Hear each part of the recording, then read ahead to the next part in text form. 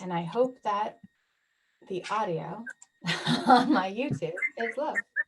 All right, it says we are now streaming live. So welcome back, everyone. This is our final day. I might still continue to do some interviews because I've had a lot of fun here. But as far as this series go and the inspiration behind it, this is it. Like, I feel really excited to share Ben here beside me. I have known Ben for a couple decades, and he was a dear friend and hangout buddy. And, we used to run around town and do wild things back in the day in Boulder. But he also really was, you were entering into your career, I think, as I was getting going. I was getting going. Like it was like the major get-go. It was like you were priming the pump. And he made many of my supplements, everything when I had cancer. And him and his partner at the time, like really, really, really supported me in so many ways to discover like how the mind body connects, to discover the importance and potency of really good vitamins. What would you call yourself? Your doctor, pharmacist? No, I'm a born again New Age techno shaman. Okay, born again New Age techno shaman. We're gonna go deeper into that, guys, so we'll understand what that means by the end of this. But also, like, now that I just did this huge thing. I don't know if I did it when I talked to you on your show. He has a great radio show too that I've been listening to the last couple of weeks since I was on it. And anyway, so we can talk about all of those things. So welcome to this series about anchoring heaven on earth, of living your truth. I think in Boulder, growing up in Boulder, it was a lot easier for me to think outside of the box. It's a beautiful place to be able to really explore, like, not this or that, or right or wrong. Like, there's a lot of ands in Boulder, if that makes sense. Things that we take for granted as being true growing up in Boulder, when you go out into the world, you realize not everybody takes those things for granted. In fact, some people think they're actually kind of crazy and weird, and you're kind of weird, and you're like, wait, that's normal where I come from. Right, it is. And even though Boulder is just kind of this little tiny, 10 mile or 15 miles of I don't even know how, it's very small. You can go from one end to the other in fucking 10 minutes, basically. Yeah. It's like an island or an oasis that's surrounded, not just in Colorado, but really around the world, by more mainstream ideas. And what I find what I took for granted growing up in Boulder, now people think it's either visionary. Some people think it's very visionary. And I'm like, that's just normal where we come from. Or they think it's completely bizarre, one way or another. They think it's weird, or they think you're a prophet. And right. And basically everybody we talk to, like when we're hanging out, this is just our zeitgeist. This was our world. This was our thought stream. Our reality box was that we're God and we're connected, and you can bring heaven on earth. And as you think, so you will be. And your heart, how you perceive in your heart is how your world will show up. And all of these kind of things that are either cliche or jargon or new age gobbledygook to most of the world. That's how we just live. That was normal for us. I didn't know that it was new age. I didn't know that yoga wasn't Christian. I didn't know, oh my God, I didn't know that meditation wasn't Christian. Yeah. I thought that the rosary beads and the mandala were like the same thing. Like nobody told me that there was any difference. There was so much, oh my God, I'm going to cry. And this is why I want to be home so bad. Yeah. It's so prevalent right now inside of me. Like, I just want to be home. I totally get it. I live in Denver, which is only, 20 minutes away. It's completely different world. Completely different world. Exactly. Completely different world. I mean, I moved out of Boulder into Denver and then to San Francisco and then to Alaska. So that was kind of my journey to where I've been the last 17 years. And San Francisco is another one of those like kind of weird and/or hubs that moving through it, and I actually lived outside of it in Mill Valley, was I didn't feel too much different. Right. It's still not Boulder. Not Boulder. It was like weird, right? Yeah. It was a little elitist. It might be more like Boulder now, but when we grew up in Boulder, or at least when I did, it might have even been more different, because I know we have a little gap between us, is like, it was still Hippieville. Like, there was still the mall crawl. Like, in we a still good had way. pendulums and special doctors down on Pearl Street doing their thing. There was still like sprouting. Everything was sprouted. Right. You have to say, when you say Hippieville, you have to say in a good way. Oh, in a good way. Right. Because a lot of people have this today, being a hippie is not. I was talking to some guy. I grew up like a hippie kind of. To me, a hippie is somebody who just questions authority, who doesn't buy the mainstream. And so I was talking to this kid. He's probably about 20 or so. And he said, I hate hippies. And I said, why do you hate hippies? Because it hurt my feelings. You know, I'm not exactly a hippie, but I like the mentality. And I said, why do you hate hippies? And he says, because they're dirty and smelly and they steal all your stuff. And then I realized that's the kind of perception people have today of hippies. It's not the same. You know, when people think hippies, they think of like just grungy, dirty, angry, hostile people. It's not the same as when we grow up. No, they were loving and organic and green.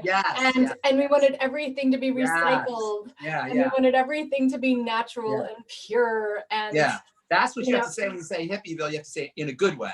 In a good way. Right. So thank you for that, because I didn't know that. I've been removed for a minute. I didn't realize that. It was so very shocking to me. But I want to bring up a point that you raised something really interesting, because yes, it's true that in Boulder we think outside the box spiritually, and there were all these channeling things and meditation things and sock songs. I didn't know that channeling was weird. Yeah, all of that stuff was normal. I thought everybody talked to God. Right. But even more so, Lisha, we were on the forefront of the health food thing. When I moved to Boulder in the early 80s, there were health food stores everywhere. There were nutrition stores everywhere. People were into being physically fit and exercising, and things that are now mainstream were actually going on in Boulder in the 70s and 80s, probably even before. You know, Wild Oats foods and Wild Oats and like little bitty shops. All of that, exactly. Like we did. It was for a long time. It's gotten better now, but for a long time, I would say to people, go to a health food store, and they say, "Well, there's no health food store." I live in the middle of Kansas, in Olathe, Kansas, or in Lincoln, Nebraska, or these tiny little towns where they didn't have health food stores. We grew up in a way with health and with physical health, physical well-being, mental well-being, spiritual well-being, being like normal, working on personal development, working on physical development. But here's the thing, Lisha, now we're spreading it out. Now you're of all places, right, in Anchorage, right, of all places. Well, I'm in Wasilla. I'm even further up from, like, smaller than Anchorage. Right, you're in a tiny little town. You're not even in Anchorage. You're in Wasilla. So we're spreading out. So that it's like kind of like we were birthed, maybe, or not literally, but maybe metaphorically birthed. Our spirituality was birthed. Our way of looking at the world was birthed in Boulder, and now we're kind of spreading out. We're laying seeds in Wasilla and Denver and New York and Mill Valley, San Francisco, and all over the world. So while you may feel isolated or marooned, and I kind of feel that way myself, in a way, this is our dharma. This is the work that we're doing. It's to kind of spread this wisdom wherever we go. And you should always come back to Boulder, though. You should always come back, and at least for a little bit. It's changed. Well, I'm like, I want to move to a little mountain town. I think Boulder's too big for me right now. It is a little big. It's so expensive now, right? Like it's no longer a Hippieville. Yeah, it's not in a good way. In a good way. No, it's not Hippieville. It's not Hippieville. That's true. A lot of people from Mill Valley came to Boulder. There's a lot of Mill Valley. Yeah, so like it's turned into, you know, big money, big stuff, but I think it still holds the same vibration. So yeah, when I think about coming home and when that's going to happen, I think about, you know, like, I don't know, Netherlands or Estes Park or Netherlands, Lions or, you know, Alice Park. Yeah, there's a lot of really nice places outside. Netherlands would be a nice place to like spend your last days or something. Yeah. We'll see. How long when did you leave town? When did you go to 2000. It's been that long. Yeah. Wow. 20 years. Do you realize it's hard for me to even believe that 2000 was 20 years ago? Like a lifetime ago. Yeah. I was in San Francisco with remember Jonas? You were in San Francisco with Jonas? Yeah. At the turn of the century. Oh my gosh. That's wild. Yeah. So. All right. It was a wild time. You know, you're doing such amazing work, Lisha. You were always like ambitious and had a real big vision but now you're actually in it. You're actually doing it. And it's really very impressive. Pieces of it, yes. I'm waiting for it to actually like, I'm like, it's been, you know, decades of me really following my heart and constantly at work and being willing to give and serve and be there. And the fruit of it, in all honesty, to come back and feed myself hasn't appeared yet, but it still is this big vision and this big faith. And there's nothing else that like every time I try to turn and say, okay, I totally like, I'm going to leave it, I'm going to do something else, I like somehow end up right back where I am. Do you feel like hamster wheel. Do you feel like you're where you're supposed to be? You know what? I like, we're turning this around on me right now. I'm seeing this, Ben. But what? I feel like in some ways, yes, as far as like mindset and health and well-being and emotionally being healthy and being with my kids and wait, your kids? Yeah. You have kids? I have kids. You don't know? No. I have 2 teenage girls. Teenagers? Oh my goodness. 15 and 16. Well, she's almost 15. She'll be 15 in a couple weeks. Oh my God. I had no idea. I had no idea. Yeah. Oh my God. You're almost a grandma. After all that cancer stuff, I was blessed with 2 kids. Those doctors told me, no way, you will never have kids. Yeah. Well, you transcend doctors. There's nothing a doctor can ever say that will actually be true for you. I truly do. So as far as all that transcendent like self stuff, absolutely. As far as like service and world and reaching more people and having supply and out of struggle and knowing wherever, like just the security that I've been seeking my entire life, I'm still seeking. Yeah? Seeking what? What's the end? What's the end? What's home? What's the end game? What's the home end plate? game is not having to the end game to me, like what would heaven on earth like really feel like? It feels like the alignment in my body and the alignment with the world. Like I just show up and I serve. And everything else is just taken care of. Like I feel that love and support. I would love to have a life partner that I know is like there. Like that would be beautiful. I think everybody wants that if you don't have it. And if you do have it, be grateful for it, right? And it shows up. I have amazing friends. I have lifelong, amazing, incredible friends. I have incredible clients, right? But like I was rebuilding my practice, like just starting to rebuild my practice after going off and doing public work and therapy. And like literally like the week that this plague set, I was launching a program hoping to fill my practice for the year, giving myself like 3 or 4 months to do it and substitute teaching. Well, now there's no substitute teaching, right? So like knowing where all that security and love, security in financial security, you know, and just having that ease of I'm also taken care of. That's great. That I'm taken care of piece I haven't had in this lifetime. You haven't felt it. You had it, but you haven't felt it. I haven't known it's there. It's like past tense, right? So we're looking back. Like, oh, that's where it came from. Oh, that's where it came from. In retrospect, you see it. In retrospect, like you were there when I was in my 20s, right? Jen was there, you were there, and other friends there. And I had, that, but like mom, dad, like that whole piece, right? It was like, and like the normal means of that support, it is there. So I can look and say like my affirmation, all things are always taken care of, but the like I have no clue how this is going to happen and it has 2 days. Right? Like that stress is just getting boring. It's not even stress anymore. It's more like, what the fuck? That's funny. I was reading this book by Pema Chodron. I know you probably heard of Pema Chodron, right? I have not. No. Oh, you haven't? Okay. No. Well, she's an older monk. She's a monk. And a monk, I think a Buddhist monk. I think she's from Boulder.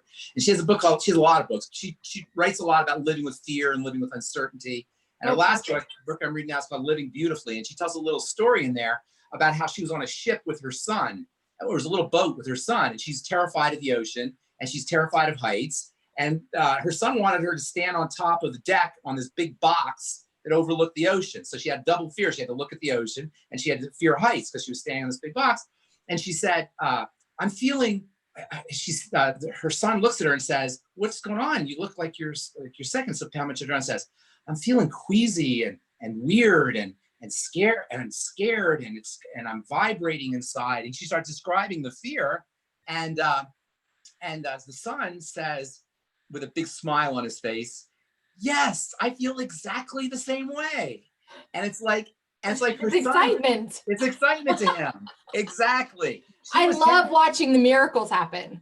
Like, it is an addiction. Like, I love watching the miracles. I want God to appear and like save the day all the time. Yeah, that's but great. It's getting old now. It was fun when I was 13 and 20. Yeah. Now Yeah. it's like, all right, just like, I want a little stability. You know, that's called getting old. it's called getting old. That's called getting old. That's what happens when you're a kid. What's exciting, you know, I was on a plane and earlier this year I was flying and the plane was doing this like really scary fall, like going down really in a scary way. Yeah. And I was like looking around, everybody's really scared. Except there was one kid who had a big smile on his face, like it was the most exciting thing he was ever going through. And he couldn't believe how much fun it was to have the plane go straight down. And it's like, that's kind of how it is. We have to have, in the Bible says you have to be like a child to enter the kingdom of heaven. And that's what it means to be a child, is to look at the world with childlike eyes, in the sense that everything's new and everything's fresh and everything's exciting and keys are really cool and buttons that are really, I mean, my little girl used to love pushing buttons. And I'd be like, what if adults love to push buttons? What if we fought in the elevator? Yeah, what if we fought in the elevator? My kids like to push my buttons. Yeah, no, that's a different kind of buttons. That's a different kind of buttons. But what if adults had that same kind of excitement about how life was? It's just framing. It's just perspective. Yeah. It's just, are you going to live in your mind, in the past, in history, in fear, or are you going to live in passion and in love? My first book, let me see the title. It's From Bondage to Happiness, Let Love Set You Free, is all about perspective. Yes, that's awesome. It's all about perspective. Yeah. Because perspective it really is everything. And it doesn't mean don't face reality to me. Like, if I don't face reality, then perspective is going to come and kick me in the ass, because we have places to learn and things to heal. But when I accept where reality is, and then I can like look at all the angles, like I see now that I love that miracle happening. I love somebody coming and just saving the day, and me not knowing. They can't save the day. They can't save the day unless there's uncertainty first. I know. Right. So it's just a shift of perspective that I guess it is my age now, because I'm getting bored of it. Right. Like I'm getting bored of that. Like, you're getting jaded. I'm getting jaded. Not even jaded, because jaded kind of is like angry. Like I'm really like, this is a hamster wheel, and my whole life is about getting off the hamster wheel. Wow. That's why I was raised in Colorado, in Boulder, during those like beautiful years, to like think outside the box, to think of the and instead of the or, right? To just get like, I remember being in Boulder just a couple years ago, and I was like going through my divorce and everything. I was in some coffee shop journaling. Wait a minute, you were getting a divorce in Boulder? Well, I went for my high school 20th anniversary reunion, and it was right when I was getting a divorce. So you weren't married when I knew you, were you? I didn't get married until I was like 27. So what year you get married? 99 or something? 2002. Okay, gotcha. Yeah. All right. You were really young when I met you. Holy moly. 21. Yeah. Oh my God, you're only 21? Yeah. When I had cancer, I was 21. I knew you before that. I know that we were going to the bars and stuff, but don't tell those bartenders. I won't say anything to anybody. I don't remember going to any bars though. I might have just dropped you off or something. No, that's not true, because we got plenty of margaritas. You might not have drank the margaritas. You were at the Rio with me. Anyway, never mind. But like thinking outside this box, so getting off that, having that shift of perspective and getting off this hamster wheel has been like my joy, right? Like healing through PTSD, watching people heal through PTSD, like actually get rid of it, like no longer have the triggers. No longer have to. How do you heal somebody from PTSD? What do you do? Through it. So it's like, what I found is it is like, okay, so when somebody gets, they do the shots for them, they have the vaccine for them, but they used to tie people down for it. Not rabies. But they shake and their legs get all funky after they have it. Begins with a P. What am I forgetting? Come on, I tell the story all the time. Polio. Okay. So when somebody gets polio, they used to tie them down. It would make it worse. But when the body can go through, it shakes and it stings. It heals? Right? They heal. Wow. And the polio goes away. Right? Now they have a vaccine and everything. It's rare that somebody gets it, but that's what they learned. They just have to keep like the epileptic kind of seizure thing that it looks like. You have to go through it. They have to go through it. So PTSD is post-traumatic stress syndrome. So if the conscious person remembers that they survived, so guys, this is gold right now. If you want to you can work with me about it too. But if the conscious person remembers that they already survived this shit, they already survived, period, right? It's post-traumatic. But now there is a part of the psyche, part of the emotional body, part of the mental body, part of the understanding, part of the physical body that is able to process and cope with that trauma because they're not in it, or because they have deeper perspective, they've had the therapy, they have the coping skills now, whatever, they've matured. So then the psyche goes, oh, we can deal with it now. So up comes the trigger.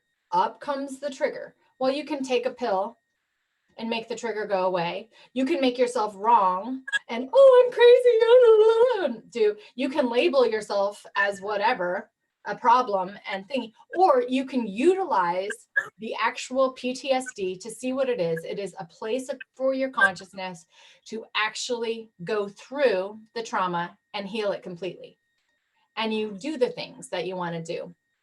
For me, like one thing, well, this is kind of like bad, but it was one thing that I thought for a long time. I didn't want to do it.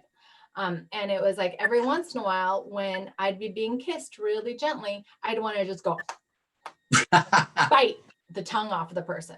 And I know where it came from. Like it was my dad, right? I didn't want to kiss him. So I wanted to bite his friggin' tongue off.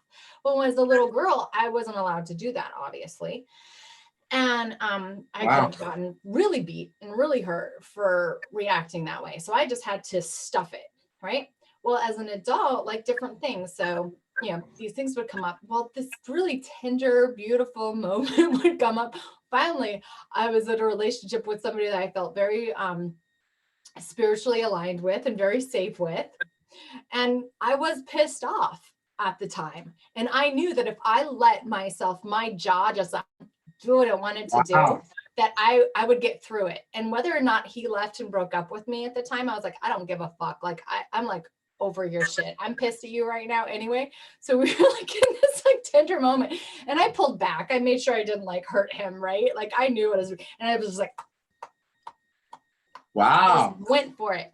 And was it out of your system? Did you get it out of your system? Out of my system.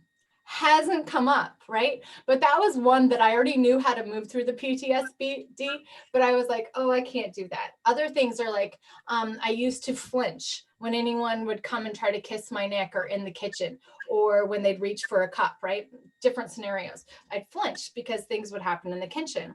Well, I wanted to flinch and punch, right? Flinch and punch.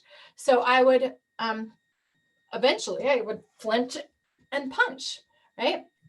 And I would make sure that I wouldn't hurt the person. Like these are all like sensual, sexual things, right? But I was sexually abused. That was part of my PTSD. And so but I would say, hey, like, I'm going to work through this. And as soon as I allowed myself that permission, and I'd go downstairs and be like, I'm just going to friggin' kick the crap out of, like, that's what I wanted to do as a kid, right? And I'm a fighter, so my adrenal response is fighting, which means that I gain weight under stress. I don't lose weight under stress, right?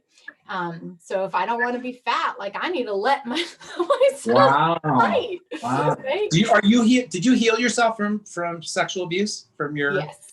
You healed yourself. And that's amazing. what cancer was. Like that really started with with Jen's work with me. Yeah. And that whole period, like cancer. And I also had chronic bronchitis, you know, in my late teens. Like your love center, your heart center. So your chronic reproductive bronchitis, center, pneumonia, and then cancer was the same thing. And then I had adrenal failure right after that. So since I was about 24, 25, I haven't had any major physical things. I had to get my appendix out, and that's anger, you know. But it housed that anger for a long time. So it was just done. Did you relate you had ovarian cancer, right? Mm-hmm. Did you relate your ovarian cervical cancer to sexual abuse when it was happening?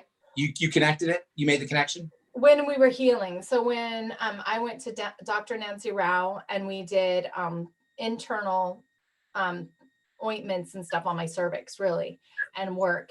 And we would do Reiki, and we'd do healing. And what came up from talking to my womb was the sexual abuse. And I had already been in therapy since I was 13. Wow. To like, you know, do you relate and talk about it, blah, blah, blah, blah, blah. Do you work with women, sexually abused women? Or that women? is my specialty, men and women. Do you see a risk? Do you see a connection, a relationship between ovarian and cervical and reproductive cancers and sexual abuse? For sure. Yeah, interesting. Yeah, that's very fascinating. Sure. And breast cancer too. And prostate cancer in men, I wonder. Prostate cancer in men, and rectal. Yeah. Wow. And like dysfunction. What do you mean by dysfunction? Like the penis not getting hard. Like erectile dysfunction. Erectile dysfunction. Yes, yeah. ED. Interesting. Yeah. So you see a connection between sexual abuse and ED, and sexual abuse and different cancers, prostate cancer and rectal cancer. That's very interesting. Because I always thought that intuitively. Never really asked anybody, but intuitively it made sense to me. Most of the cancers we suffer from in this country are love cancers. There are cancers of the chest, cancers, lung cancer is the biggest, breast cancer, and then prostate cancer and reproductive cancers. It's like we have a second chakra, fourth chakra-ish health crisis in this country. Which keeps us from connecting or creating a life we love. Right? Disruptions, blockages in that area, because we have a love blockage. We really have a love issue. I think we really have a love problem in this country, because, you know, the Course, I know you probably are familiar with the Course in Miracles. It talks about fear and love as being the two primal emotions. So if you have a love problem, that automatically means you have a fear issue. And look at what's going on in the world today. It's really a love-fear issue. It is. It's like the world is in fear. It's the answer to all of the problems we're having is to somehow figure out a way to remove that blockage and get it back into love. And in a way, this is like an opportunity where all the stuff that's going on. To shift the perspective. To shift the perspective, right, exactly. To focus in the heart and focus in connection and focus in love. And think of all the hate that's going on, not just in terms of each other and fear of each other. I was watching a video yesterday of a doctor, literally a doctor, off-duty doctor, choking somebody for not social distancing. Did you see this video? It's viral. No, I didn't. I saw these three girls walking around. They weren't social distancing, and he actually jumped on one of them and choked them and pushed another one. There's all of it, and this is a MD. They charged him with some kind of battery or something like that. But the point being is that there's all this fear and all this anger. How is that social distancing? Exactly, jumping on top of somebody and choking them. Exactly. But that's the kind of, there's no logic here. When you're in that reptilian brain, in that fear mode, you're disconnected from the prefrontal cortex. You're not making good decisions. Exactly. You're operating reflexively out of fear. And that's where PTSD sits. Reptilian. Right? Yes, fear. It's a reptilian survival response. It's a survival response, exactly. PTSD is because you can't do anything. It's already happened in the past. So the only thing you can do is now be traumatized. In a way, being traumatized and acting out of trauma represents some dysfunctional form of control. At least you're doing something.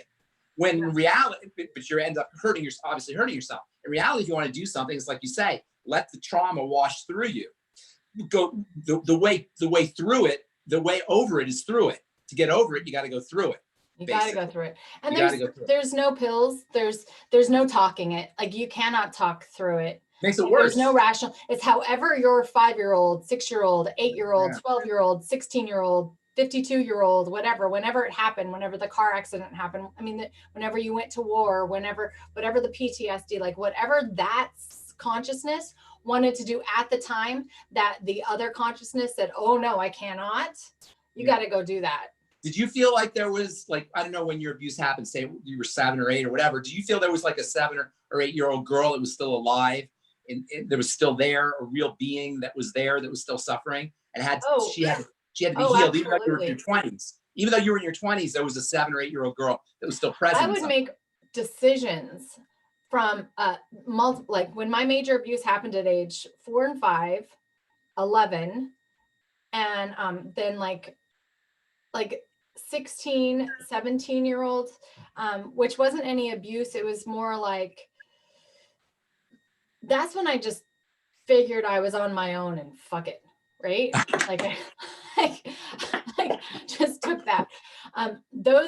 Those ages really made my decisions. And looking back at some of my decisions, I can see how my rational adult mind wasn't there at all. And the moment that I realized I was functioning primarily at the oldest, at a 16-year-old's maturity, I was able to go, oh,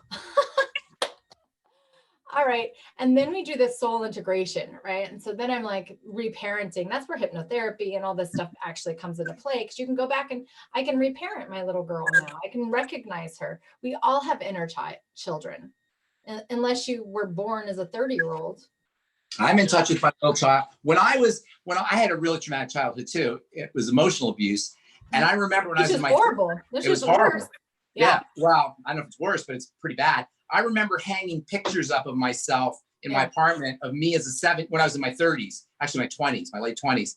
I hung up pictures of myself all over the house, all the apartment, of me as a 7-year-old and a 6-year-old and a little kid and a little baby. And I remember I couldn't even look at this kid at first. And I had to force myself to look at the kid. And then when I looked at him, it was me, of course, at first I started crying, like sobbing hysterically. And then I was like trying to console this little kid. Like I could see how pain this little kid was and how this little kid was still in me.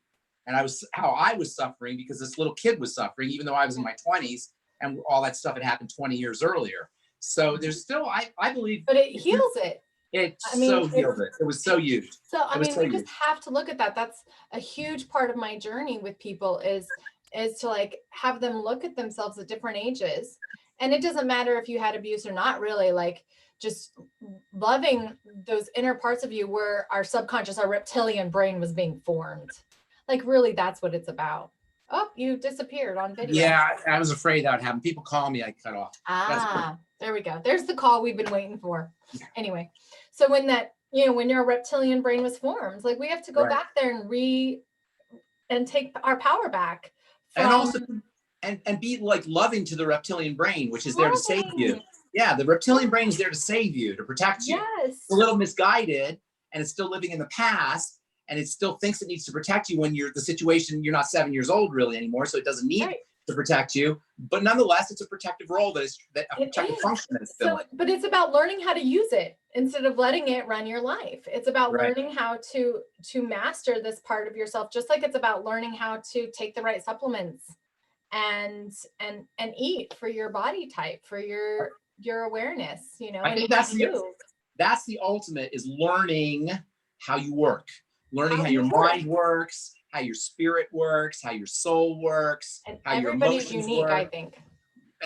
But understanding the mechanism, being self-aware. Socrates said, or no, the Delphic Oracle, man, know thyself. Mm-hmm. Socrates said, the unexamined life is a life that's not worth living. Yep, I have those on. I think I have both of those on my website. Right, exactly. Because at your own university, because there's no greater peace. And people are like, oh, well, if I look at myself, I'm going to find out how horrible I am. Right? I hear that so much. I'm going to find out that everybody was right about me and I'm just horrible. And I'm like, yeah, well, that's perspective. If you're looking for that, we can all find that. And part of it is being okay with all of the horrible parts of ourselves, right? Because we're all human. We've all fucked up. We've all wished things were differently, right? We all like whatever. Work in progress. We're all work in progresses. And at the same time, like we all are wonderful and lovely and loving and really, I think for the most part, coming from an innocent and joyful and playful. We've been talking a lot about how do you play? And I know one thing I learned from you actually is playing. Did I tell you about party You- yoga? Did we talk about party yoga? Do you remember We that? didn't talk about party yoga yet. You No, remember that? but playing is huge.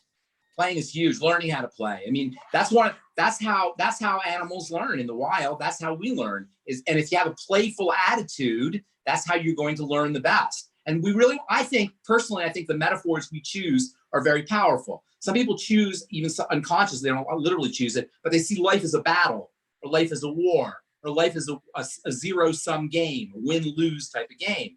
I like a metaphor of life as an infinite game. You know the difference between, have you heard about infinite games versus finite games? Finite games. But I can just the word finite and infinite. Finite games have a loser and a winner. Infinite games are like, they go on, they're play, like you play on a merry-go-round when you're a kid. They're just fun games that you play. They don't have a winner and loser. That represents an infinite game. A finite game has a winner and loser. So we live in a world where we play finite games. But if we learn to play infinite games, we'll have fun with the game.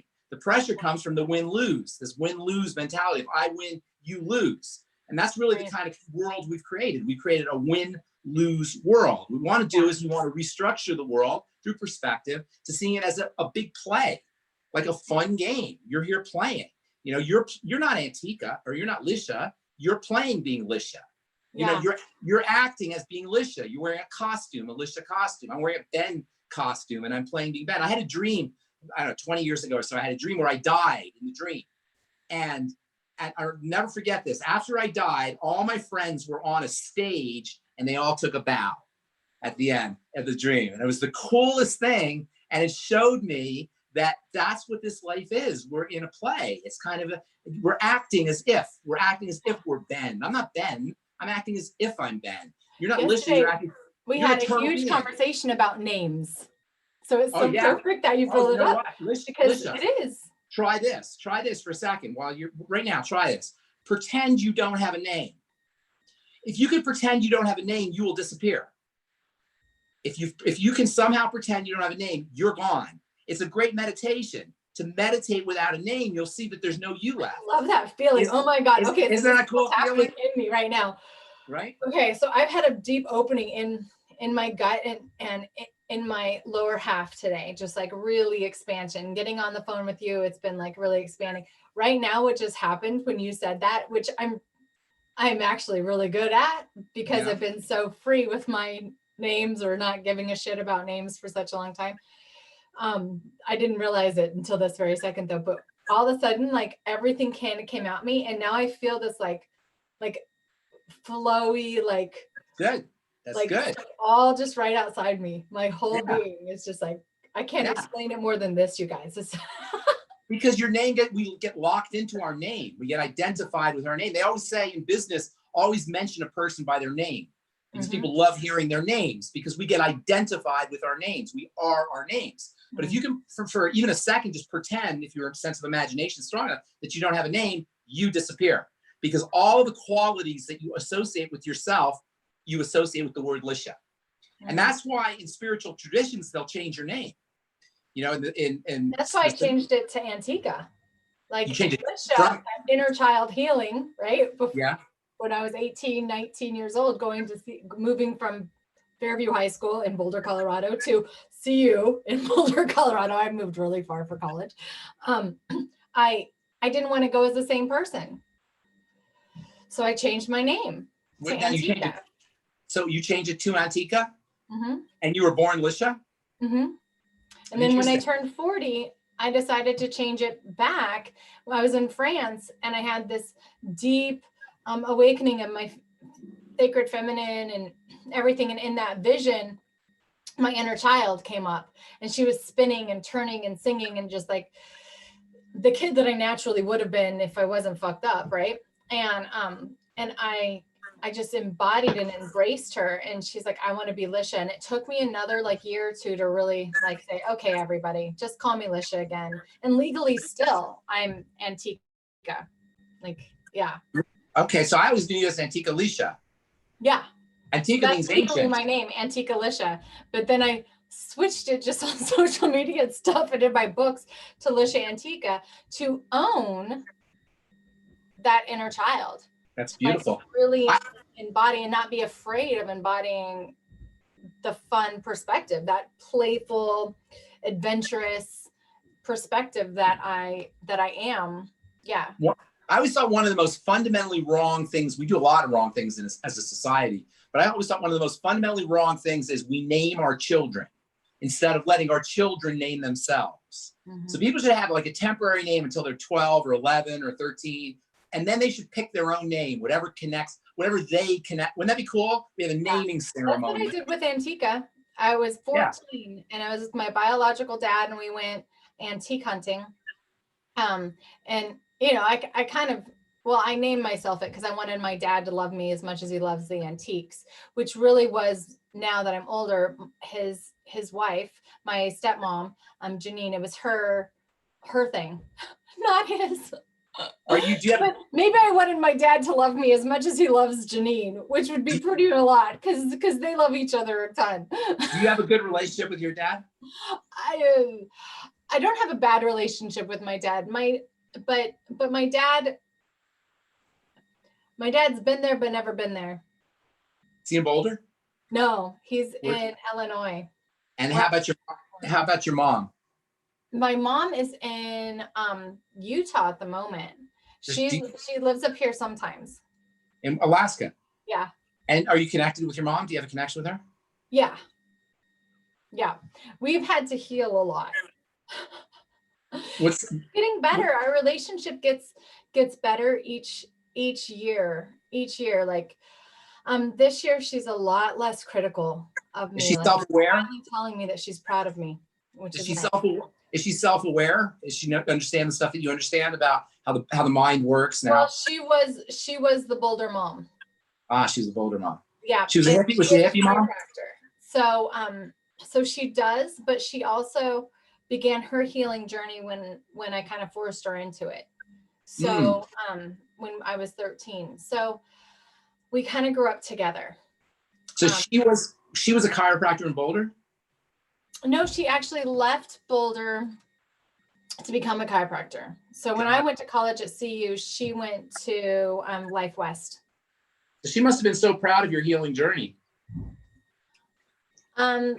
You're hesitating.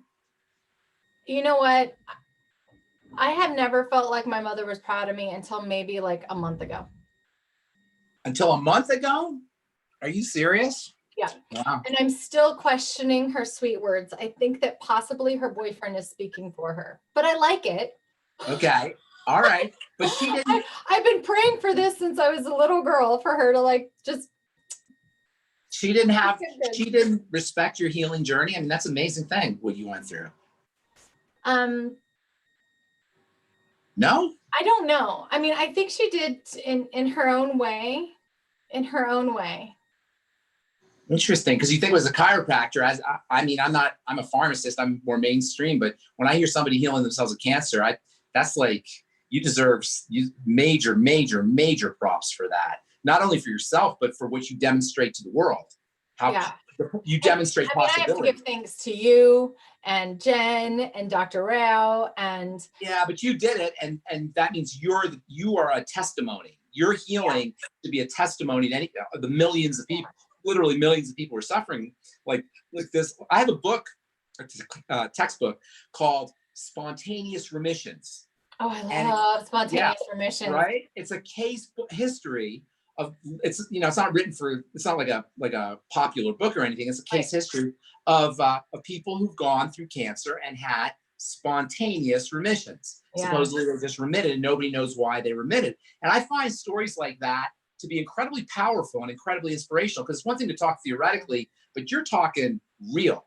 You're talking real life. You're not talking, when you tell people about healing from diseases or PTSD or cancer, you're talking real life.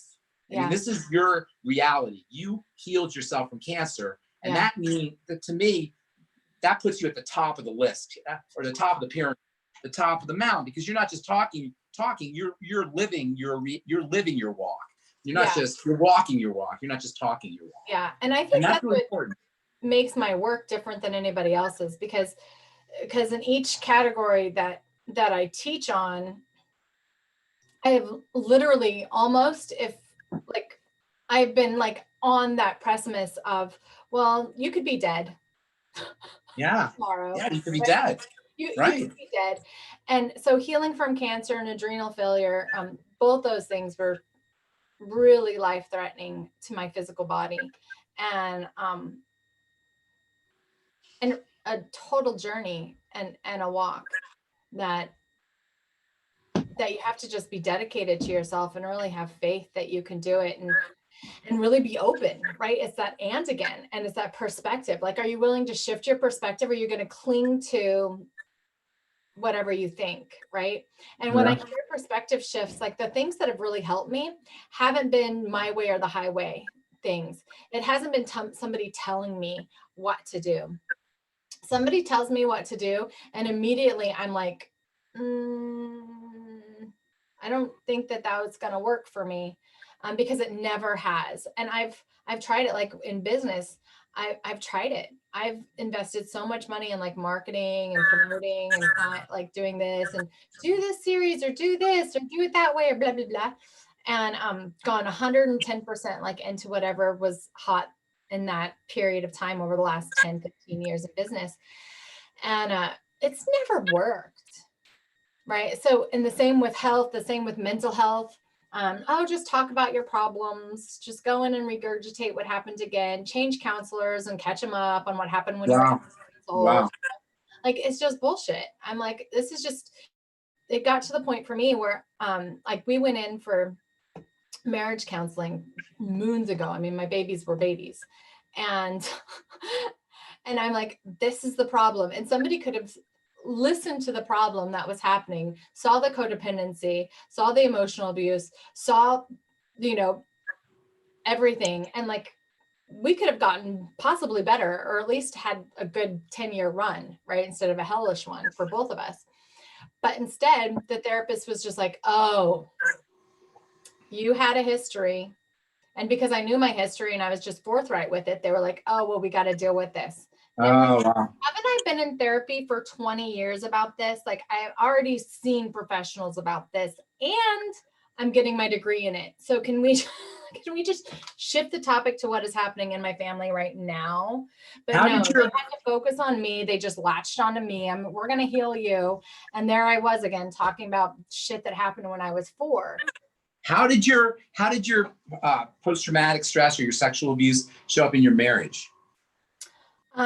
Well, it was more, I married my safe space. So I married somebody like my mom, which said, I love you by being extremely critical and condemning. Oh, wow. And then, like, I don't know who's going to listen to this, but let's just say that the day I was getting a divorce, I'm studying the sacred masculine. Okay. And I'd been studying it for a couple of years, just really trying to understand men. Because you guys read data anomaly. I was studying with whose course was I in at the time? I think it was Alison Armstrong's course. And one of her things was just like, sex and sexuality. And I've always loved studying sex and sexuality because that was my abuse, right? So I want to have a healthy relationship with it. So female orgasm, sex, sexuality, all that stuff. I love it. And I turned to my husband and I said, the kids are at camp. Do you think we can have sex this week? And he got up and he said, I just can't. What? I'm moving out. This is over. And that's how I got a divorce. What? You had no idea that was coming? Oh, no, it had been coming for years. But I kept trying to get it to come. Wow. And wow. I love sex. So let's just say that there was a lack of connection. Wow. So that's wild. So he just up and left. Yeah, he moved out and left. And this is the father of the kids. This is your kid's father? Yeah. Wow. That's fascinating. And he was married in Alaska? For a couple months. Yeah. He's an Alaskan? Yeah. So he was remarried in a couple of months, and it was such a blessing. Like, it was done. It was over, like, by that time. But I mean, that was how sexual abuse showed up in my life. Like, I wanted it. I wanted the connection. I had spent all these years healing it. I was in groups in my early 20s around healing, like the Gotcha. female orgasm and understanding sacred femininity and understanding masculinity and the yoni and the tantra and like, you know, good stuff, like good groups, not like trauma therapy groups, but like learn how to have fun here groups. And always loved it, always loved it. And I attracted somebody that was like, not into it with you. Great. That's great. Oh, that's great. That's so powerful though. That's such a powerful manifestation of your reality. Yeah. So and that you understood that you married somebody who's unavailable for a real sexual connection. Yeah. Yeah, that's awesome. I love how the mind works. I mean, I'm not saying it was a good situation, but it's just interesting how like, the mind works. That safety, right? So I married what I knew love to be, which was critical and condemning. Yeah. And then I married somebody who would be the opposite of what I thought that I needed, but it would be safe because I wouldn't have to deal with any of my own stuff. Yeah. It wouldn't be a safe space for me to actually heal that. Yeah. Now, immediately after I got out of it, I've met people that have just been beautifully divine. And I spent all those years healing my own shit, you know? Yeah. But what's really cool is even the crappy stuff you created. Oh, yeah. Right? Even the crappy stuff, even the dysfunction, even the bad relationships, that's your manifestation. And in a way, you're the king. Your reality is your kingdom, and you're the king or the queen of your kingdom. And your reality is your kingdom. You're the god of your universe. It's so frustrating when you're on that one hamster wheel, right? And it is that change of perspective, but sometimes we don't see it. Well, we see it through our reality. Our reality is like a mirror for who we are. It's like in the same way God created us so he could see himself, we create our world so we could see ourselves. We're the universe is God's mirror so he could see himself because he couldn't see himself, it was just him. And in the same way, our reality is ourselves. So if you want to know who you are, look at your world and that will tell you who you are. Isn't that cool? Why do you think that there's a thing? So, well, this is funny. So speaking of my bio dad, like I'm seeing this paradigm and this way of love showing up. So love is a really big thing. There's love and fear. And I started studying, you know, with unity and so forth and so on and all of that. I think I was in like 6th grade when the Course in Miracles was introduced to me. Oh, wow. That's awesome. 6th or 7th grade. Definitely 7th grade. So you've been doing that a lot. Do you still read it? I find it amazing. It's one of my favorites. I pop it open. Yeah. I pop it open every once in a while. Yeah. I have it in multiple forms. Sometimes now's the perfect time. If anybody's thinking about reading A Course in Miracles, now is the perfect time to read A Course in Miracles. It's designed to get you through anything, especially like times like now. Yeah. And it's so deep. Yeah. And I go through it. I haven't gone through it like within the year for probably a decade. Like, you mean the day-by-day thing? The day-by-day thing. Yeah, yeah. I have a bunch of books about A Course in Miracles. I read them pretty much every day.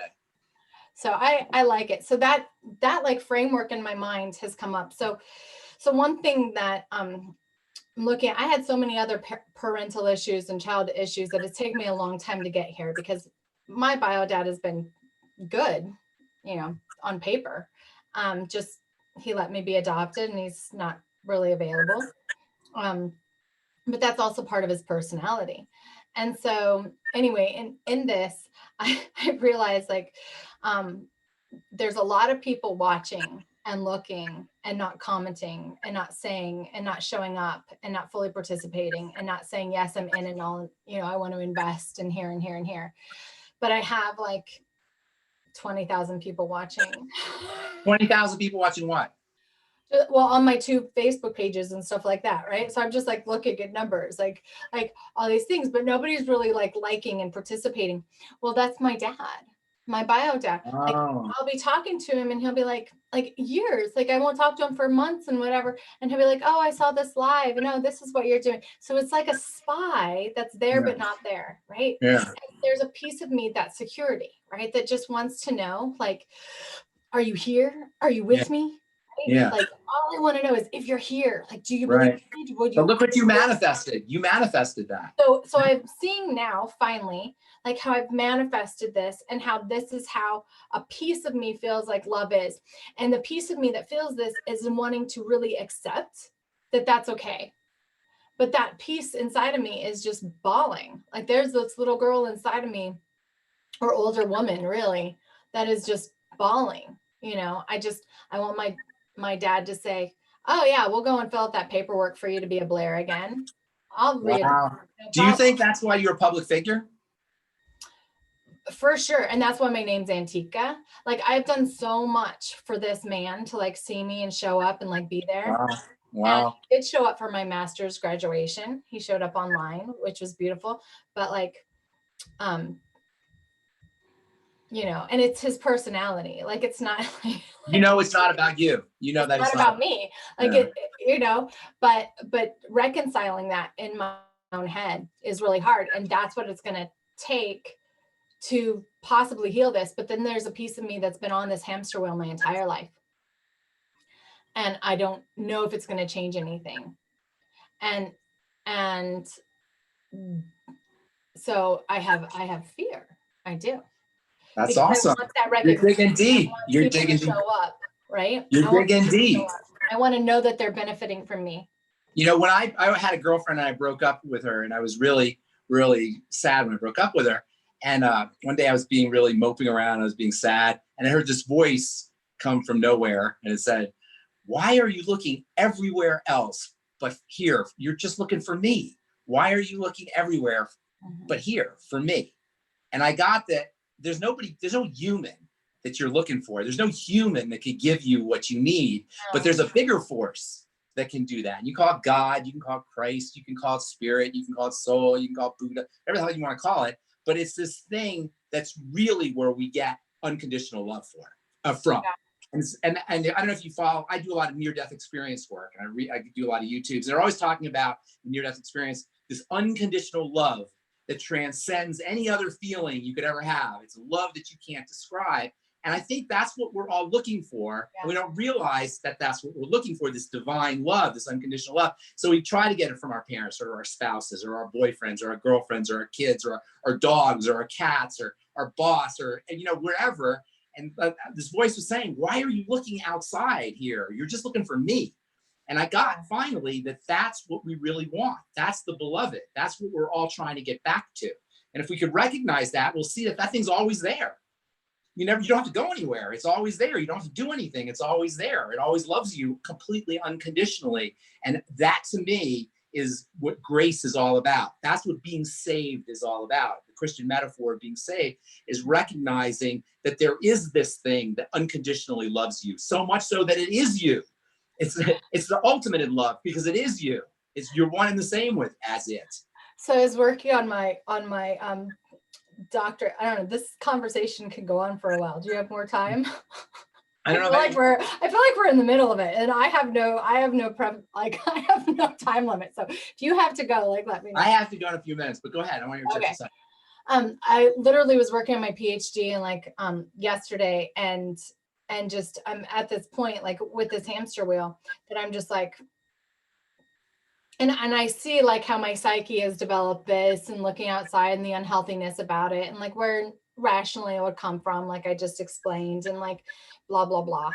Right. And at the same time, I just got like totally attacked. It was one person, but attacked for using a certain word and made wrong again by the Christian community, which has been like a theme in my life. And I totally subscribe to like Jesus, to the point of like writing this book. Like I stand like with Christianity 100%, but the church doesn't matter the denomination. Jesus, here's the thing though, Antika. I am like attacked constantly by the church. And so I'm like, whatever. So I was telling my dissertation people, I was like, I think I'm atheist for the first time in my life. This is yesterday. I'm like, I don't fucking believe in shit anymore. Like, that's how pissed off I am, because the God I know is just horrible. Well, here, check this out. First of all, Jesus was not a Christian. This is true. So you got to be very careful there. So Jesus wasn't a Christian. Second of all, I call this the atheist dilemma. Okay. If you're an atheist, what don't you believe in? Well, see, that's the whole problem. Like, I don't know how not to believe in anything. Yes, exactly. My whole life has been devoted to the atheist dilemma. If you're an atheist, what don't you believe in? If you say God, then you must believe in God, because there wouldn't be a God for you not to believe in. It's the atheist dilemma. There's no way that you can really be an atheist, because you say, well, then who don't I believe in? God. Well, you can't have it both ways. So it's impossible to really Maybe it's be a loving God. Maybe it's this loving God that I don't believe in. Yeah, we don't believe in the story of God, perhaps, but the idea that there is an intelligent, a being of some kind, that's not separate from his creation, but that is his creation, that runs through his creation. His creation is him, is his body. Like our body is us, nature and the reality is the body of God. You could say God is everything. In Buddhism, they have not in Buddhism, but in esoteric Buddhism, they say, check this out. Ready for this? God is a piece of shit. That's what they say in esoteric Buddhism. They actually say God is a shit stick, is what they say. A shit stick is the stick that they used to push the shit into the ditch with. But the point being is God is everything. God is all. God is not some guy, the beard that like Michelangelo drew on the ceiling pointing down. God is everything. It's the whole thing, the whole enchilada, which means you are God. I am God. The book is God, and God's a piece of shit. And God is everything that exists. God is the unified field. It's all of it. And we have this silly notion that we're somehow separate from it. Oh, God's going to love me. God's going to forgive me. God's going to do this. And we think of God as being separate from us as some gift giver. Or God loves us, and God is going to take care of our cancer. Or that God's punishing me. Or God's punishing me. That's not what it is. God is the entire thing. It's everything that is part of reality. Your reality, our reality, everything that exists in our reality is God. That's how I look at it. God is the entire thing, like a drop in an ocean. A drop thinks it's a drop. Antika thinks she's Antika. Ben thinks he's Ben. We all think we're all each other, like a drop thinks it's a drop. But if in the bigger picture, there ain't no drop. The drop is the ocean. The ocean is God. God is everything. And the relationship between us and God is like the relationship between a drop of water and the ocean. The drop of water is the ocean pretending to be separate, even if it comes out of the ocean. And with that, that's a perfect way to. That is a perfect way to end Anchoring Heaven on Earth. Anchoring Heaven on Earth. Interviewing me, interviewing you. No, that was great. I love talking to you. I haven't really spoken to you at length for 25 years or whatever, 20 years. No, it's been forever. Well, yeah. I just love you. I love everything that you do. I love watching you from afar. I've been a shadow on the wall too, I guess. Maybe I need to show up more and tell everybody. Maybe that's my job today. I'm here staring at you. I support you. It takes one to know one. Yeah. Yeah. And great. And yeah, keep in touch. Thank you for being part of this beautiful series. Have a wonderful Good Friday. Nice to see you, Antika, Alicia. Alicia, can I call you Antika or Alicia? Either. Alicia or Antika. Like delicious. Delicious is good. You're delicious. Thank you so much. Mwah. Bye, everybody. Thank you for watching. I'll be back with our normal stuff happening on this channel. If you like me, subscribe. Bye. Ben, how can people get a hold of you? What's your show? Hang on. I think it disappeared. So a couple different things. I got my Truth Skin Health products at truthtreatments.com. My radio program is The Bright Side. And if you just Google Pharmacist Ben, you'll get all kinds of good stuff. Pharmacistben.com, or just Google Pharmacist Ben. And I got lots of videos and blogs and amazing stuff. He makes amazing stuff. You guys literally help save my life. Thank you so much. Mwah. So nice to see you. Bye.